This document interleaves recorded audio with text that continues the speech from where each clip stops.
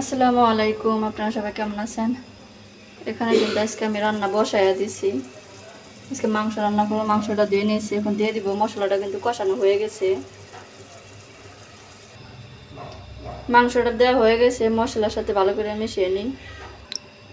মশলার সাথে কিন্তু মাংসটা ভালো করে মিশিয়ে দিয়েছি। আজকে প্রথমে এরকম করে দেখাইতে পারি নাই। আর এদিকে বাজার থেকে মাছ কিনে আনছে, মাছ কাটতে হইব, তার জন্য রান্নার ভিডিও প্রথম দিকে আমি দেখাইতে পারি নাই। মশলাটা কষানোর পরে দেখাইলাম। এখানে আমি 3টে ইলিশ মাছ আস্ত রেখা দেবো ফ্রিজে, আর 2টা কাটা নিব। এখানে পাঙ্কাশ মাছ, এই যে এখানে 3টা মাছ আমি পলিতে বাইন্দা রেখেছি, ফ্রিজে রেখে দিব। আর এইগুলো কাটা নিব। মাছগুলো বেশি বড় না, যেতটুকু আছে আলহামদুলিল্লাহ।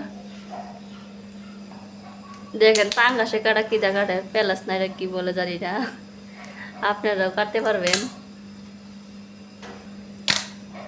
মোটা কাটাগুলো কিন্তু আসলে বড়িতে কাটা যায় না। এই যে পেলাসা কাটতেছে। এদিকে কিন্তু মাছটা আমার পরিষ্কার করা হয়ে গেছে। দেখি তরকারির কি অবস্থা আগে। এখন দিয়ে দিব ওই যে আলু, ভালো করে নাড়াচাড়া দিয়ে দিই। এই যে আলুটা মাংসের সাথে মিশিয়ে দিয়েছি। আর এদিকে মাছটা এখন পিস করে নিব।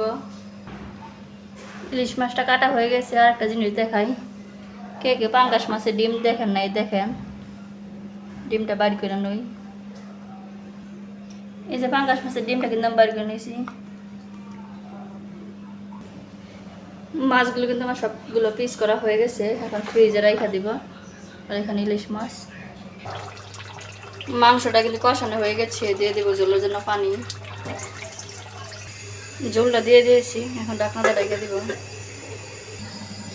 এখানে মাছের ডিমটা ফ্রিজে রাখি না, এটা সিদ্ধ করে ভাজি করব, আগে সিদ্ধ করে নিই। তরকারিটা পরে হয়ে আসছে, এখন দিয়ে দিব জিরা গুঁড়ো। যে এখানে কিন্তু মাছের ডিমটা সিদ্ধ হয়ে গেছে।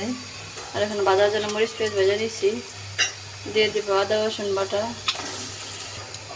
সব মশলা কিন্তু দিয়ে দিয়েছি, এখন মশলাটা কষায় নিব। এখন দিয়ে দিব মাছের ডিম। এখানে কিন্তু মাছের ডিমটা আমি ভাজা নিয়েছি, ভাজা হয়ে গেছে। আর এখানে গরু মাংসটা রান্না শেষ আমার। আজকে এই পর্যন্ত রান্না বান্না কেমন হয়েছে অবশ্যই কমেন্টে জানাবেন। আর আমার চ্যানেলটি সাবস্ক্রাইব করে পাশেই থাকবেন।